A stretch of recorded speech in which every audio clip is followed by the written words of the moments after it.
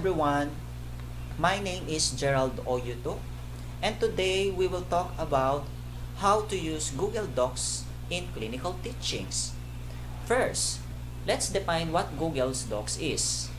Google Docs is a free web-based application in which documents and spreadsheets can be created, edited, and stored online. Files can be accessed from any computer with an internet connection and a full pictures web browser. Google Docs is a part of comprehensive package of online applications offered by the associated with Google. Users of Google Docs can import stored documents, create, edit, update documents, spreadsheet in the various fonts and a files format, combining text with formulas, lists, tables, and image. Even you can insert link for online resources like YouTube, Google websites, and etc. Google Docs is compatible with the most presentation software and word processor applications. Work can be published as a web page or as a point-ready manuscript. Users can control who sees their works. Google Docs is ideal for publishing within an enterprises, maintaining blogs, or composing works for viewing by the general public. Use Google Docs as collaborative documents for group of students to create a paper's requirements projects through a wiki. When we say wiki, is a web page that allows those with access to edit the content. For example, if you are the clinical instructor, if you require the students to come up with the position papers or digital divide, as them use Google Docs as their collaborative documents and provide you with the access. This way, you can monitor the development of the paper and the participations of each member of the group. Okay, let's talk about the uses. For the teacher or as a clinical educator, the Google Docs can create a module or design a learning modules, can put instructions, link, and resources related to the topic. So, this one as an online learning, you are the one will facilitate the implementations of the online teachings and learning activities should be empowered to carry out these tasks. So in the picture, you will see the example of creating the module. For the student or learner will follow the link by clicking and open the access of the file in the Google Doc. Instructions is there, can do the self-paced studies or asynchronous class. Then the collaborating group activity can be made in this application.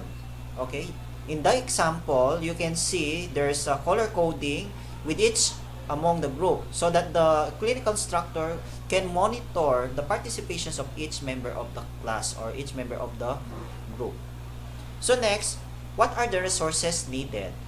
For the Google Docs, the resources needed, number one, gadgets. Any gadgets, cell phone, laptops, tablets, it is Android or iPhone, it's okay. Internet connection is also important. Then, lastly is the Gmail account. So that you can connect your account in the Google Docs using the Gmail or the Google Mail. Next, advantage. So both student and teachers save time, effort. Limit the time class as long as the student follow the instruction in the given files. Okay, it is flexible. For example, if it is self-paced learning experience, can do or study anytime when the learners in his/her convenient time.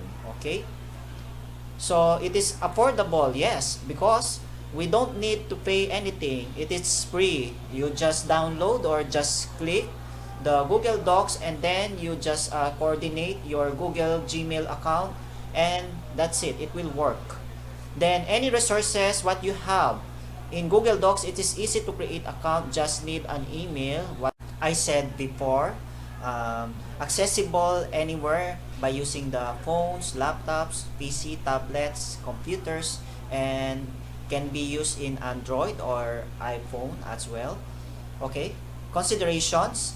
As a clinical instructor, considerations in online instructions like Google Docs is be clear about the course requirements, and instructions should be written in the file or use separate emails to instruct the learners and give the link access to the file. Okay, then next is encourage contact between the student and faculty. It is important if there's any questions or clarifications regarding the instructions, so the teacher should be open-minded, should ready to serve any questions from the students given in a specific time schedule. Okay, next is the resources. It is free, cheap. In general, the best technology is the one you already have and know how to use it, and it is affordable, like the Google Docs. Next, prepare the students for online learning. Of course, before you will start the class, you need to give the orientation, okay, pre-orientation among for the students, for example, for the steps, regarding the procedures, the instructions, and etc. in the course or modules you have. Okay, next, the procedures. Okay, before you can create the new documents or creating the documents, so you need the account or Google Docs account. So in order to create the account, you need the Gmail account in order to coordinate, and of course internet is given. And then if you have the account or Google Docs account, so you can create documents. So the first step is to create the document. Second step is edit and format. Then the last one is sharing and work with others. Okay, I will show you how to operate the Google Docs.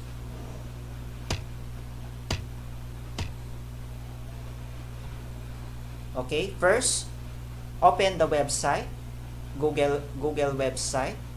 So in this website, you will see squares or dots on the right side of the screen. Just click this one and search the Google Docs. Click the Google Doc. It will showing like this. If you are a clinical instructor and you are planning to make a module, so you can insert here a picture, image. You can insert also a link for the related module learning experience Okay, so this is the example of what I did. Okay, that drug assessment team training. So this is an example of creating a module, okay, for your students. So there's a link provided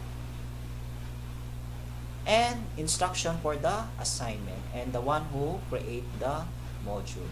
Okay, for the student group activity, it's like this in making their documents or projects.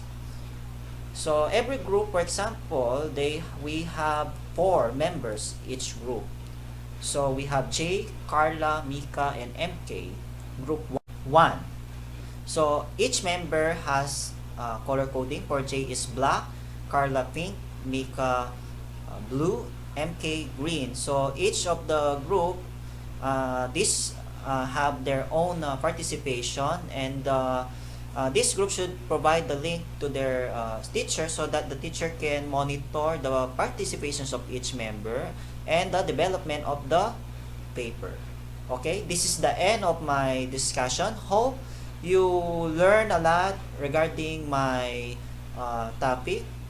Thank you and God bless. See you next time. Bye bye.